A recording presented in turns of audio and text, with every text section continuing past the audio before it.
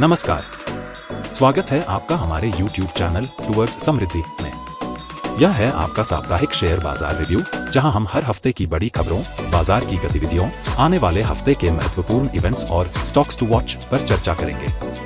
यहां आपको मिलेगा आसान भाषा में वह सब कुछ जो आपके निवेश और बाजार की समझ के लिए जरूरी है।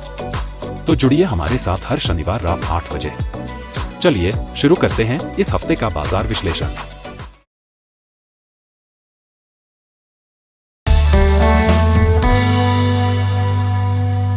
निफ्टी 50 ने इस हफ्ते 22,397 पर क्लोजिंग दी, जो 155 की गिरावट दिखा रहा है। चार्ट में साफ दिख रहा है कि निफ्टी 50 एक डाउनवर्ड ट्रेंड लाइन के नीचे ट्रेड कर रहा है, जो बेयरिश सेंटिमेंट को दर्शाता है। जब तक यह ट्रेंड लाइन ब्रेक नहीं होती, तब तक मार्केट पर सेलिंग प्रेशर बना रह सकता है। इमीडिएट रेजिस्टेंस R1 22,800 का लेवल, अगर मार्केट इसे पार कर लेता है तो शॉर्ट टर्म में रिलीफ रैली देखने को मिल सकती है। मेजर सपोर्ट S1 22,000, अगर यह लेवल टूटता है तो मार्केट में और गिरावट देखने को मिल सकती है।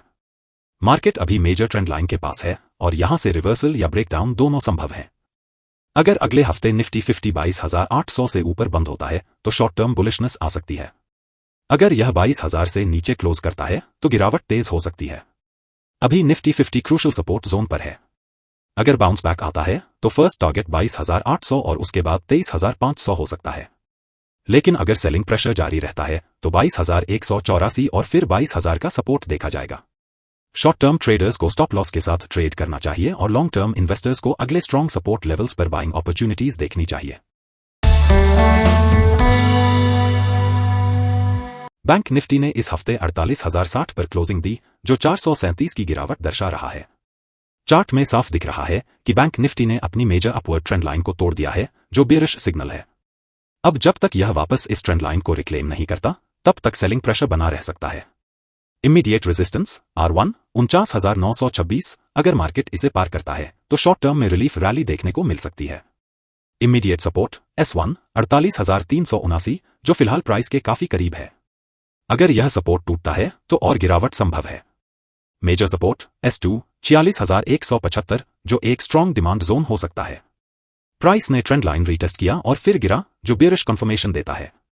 अगर अगले हफ्ते बैंक निफ्टी 49,926 के ऊपर बंद होता है तो शॉर्ट टर्म रिवर्सल आ सकता है। अगर यह 48,379 के नीचे क्लोज करता है तो 46,175 का लेवल देखने को मिल सकता है। बैंक निफ्टी अभी बेयरिश फेज में दिख रहा है। अगर प्राइस 49,926 के ऊपर जाता है तो रिकवरी की उम्मीद की जा सकती है। लेकिन अगर 48,379 का सपोर्ट टूटता है तो 46,175 तक करेक्शन संभव है। शॉर्ट टर्म ट्रेडर्स को स्टॉप लॉस के साथ ट्रेड करना चाहिए और long term investors strong support levels पर बाइंग अपॉर्चुनिटीज देख सकते हैं। इंडिया विक्स 13.28 पर बंद हुआ, जो 1.41% की गिरावट को दर्शा रहा है। विक्स फिलहाल लो वॉलेटिलिटी जोन में है, जो मार्केट में स्टेबिलिटी दिखाता है। इमीडिएट सपोर्ट 12.79 पर है और इमीडिएट रेजिस्टेंस 16.08 है। लो विक्स मार्केट के लिए बुलिश साइन है। जब तक विक्स 16.08 के नीचे है, तब तक मार्केट स्टेबल रह सकता है। लेकिन अगर विक्स बढ़ता है तो मार्केट में करेक्शन देखने को मिल सकता है। USD/INR और US डॉलर इंडेक्स DXY दोनों ही महत्वपूर्ण स्तरों पर ट्रेड कर रहे हैं। USD/INR 87 के आसपास स्ट्रॉन्ग रेजिस्टेंस फेस कर रहा है, जबकि DXY 106.85 से रिजेक्ट होकर 103.73 पर आ गया है। यदि DXY में कमजोरी जारी रहती है तो USD/INR में भी करेक्शन आ सकता है, जिससे भारतीय रुपए को सपोर्ट मिल सकता है। अगर USD/INR नीचे आता है तो FII की सेलिंग कम हो सकती है, जिससे बाजार को सपोर्ट मिलेगा। लेकिन अगर रुपया और कमजोर होता है तो IT और एक्सपोर्ट बेस्ड सेक्टर को फायदा होगा, जबकि इंपोर्ट हैवी सेक्टर पर दबाव बना रहेगा। डाउ जोन्स ने इस हफ्ते 3% से ज्यादा की गिरावट दिखाई और 41,320 के ट्रेंड लाइन सपोर्ट को तोड़ते हुए 41,488 पर क्लोज किया। अभी यह 41,565 के पास ट्रेड कर रहा है, जो एक क्रिटिकल लेवल है। अगर यह लेवल भी टूटता है तो अगला मजबूत सपोर्ट 38,100 रहेगा। अपसाइड में 45,070 एक मेजर रेजिस्टेंस बना हुआ है। जब तक डाउ जोन्स 41,320 के ऊपर क्लोज नहीं देता, तब तक सेंटिमेंट कमजोर रहेगा। अगर यह 41,320 को वापस रिक्लेम करता है तो रिकवरी की उम्मीद की जा सकती है। हाल ही में आई गिरावट ने बुलिश ट्रेंड लाइन को ब्रेक कर दिया है, जो चिंता का विषय है। डाउ जोन्स की कमजोरी का असर भारतीय बाजारों पर भी दिख सकता है। खासकर आईटी और एक्सपोर्ट सेक्टर पर दबाव बना रहेगा, क्योंकि अमेरिकी इकोनॉमी से जुड़े स्टॉक्स इससे प्रभावित होंगे। अगर डाउ जोन्स में और गिरावट आती है तो भारतीय बाजार में भी करेक्शन देखने को मिल सकता है। हालांकि अगर Dow Jones support level hold करता है और रिकवरी दिखाता है तो भारतीय बाजार में भी बाउंस बैक संभव है। नैस्डैक इस हफ्ते लगभग 1.76% गिरकर 19,641 पर बंद हुआ। सबसे अहम बात यह है कि इंडेक्स ने अपनी अपर ट्रेंड लाइन को तोड़ दिया है, जिससे मार्केट में कमजोरी के संकेत मिल रहे हैं। फिलहाल नैस्डैक 19,620 के सपोर्ट के पास ट्रेड कर रहा है, जो एक क्रिटिकल लेवल है। अगर यह लेवल टूटता है तो अगला महत्वपूर्ण सपोर्ट 18,355 पर मिलेगा।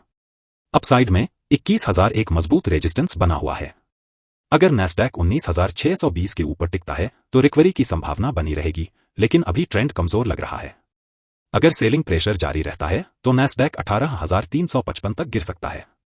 नैस्डैक में गिरावट का सीधा असर भारतीय आईटी और टेक्नोलॉजी सेक्टर पर देखने को मिलेगा। इन्फोसिस, टीसीएस और विप्रो जैसी कंपनियों के स्टॉक्स दबाव में रह सकते हैं। नैस्डैक अगर और गिरता है तो भारतीय बाजार में भी सेंटीमेंट नेगेटिव हो सकता है। हालांकि अगर नैस्डैक 19,620 के ऊपर होल्ड करता है और रिकवरी दिखाता है तो भारतीय बाजार को भी सपोर्ट मिलेगा। पिछले हफ्ते ग्लोबल मार्केट्स में कमजोरी देखने को मिली, जिसमें डाउ जोन्स और नैस्डैक ने अपनी महत्वपूर्ण सपोर्ट लाइंस तोड़ दी। डाउ जोन्स 3% से ज्यादा गिरकर 41,488 पर बंद हुआ, जबकि नैस्डैक 1.76% गिरकर 19,641 पर क्लोज हुआ। भारतीय बाजार भी इस ग्लोबल ट्रेंड से अछूते नहीं रहे, जहां निफ्टी और सेंसेक्स में दबाव देखा गया। खासकर आईटी और टेक सेक्टर नैस्डैक की कमजोरी के कारण प्रभावित हो सकते हैं। इसके अलावा यूएसडी INR में उतार चढ़ाव और डॉलर इंडेक्स की मजबूती विदेशी निवेश के लिए एक चैलेंज बनी हुई है। शॉर्ट टर्म ट्रेडर्स को सावधानी से काम लेना चाहिए और ब्रेकडाउन ब्रेकआउट लेवल्स पर ध्यान देना चाहिए। लॉन्ग टर्म इन्वेस्टर्स के लिए यह एक मौका हो सकता है कि वे मजबूत स्टॉक्स को डिस्काउंट पर जोड़ें। सपोर्ट और रेजिस्टेंस लेवल्स को ध्यान में रखते हुए ही ट्रेडिंग करें, जल्दबाजी न करें। धैर्य और अनुशासन सबसे बड़ी कुंजी है। मार्केट डराने के लिए नहीं, सिखाने के लिए है। गिरावट में घबराने की बजाय उसे सीखने और अवसरों की नजर से देखें।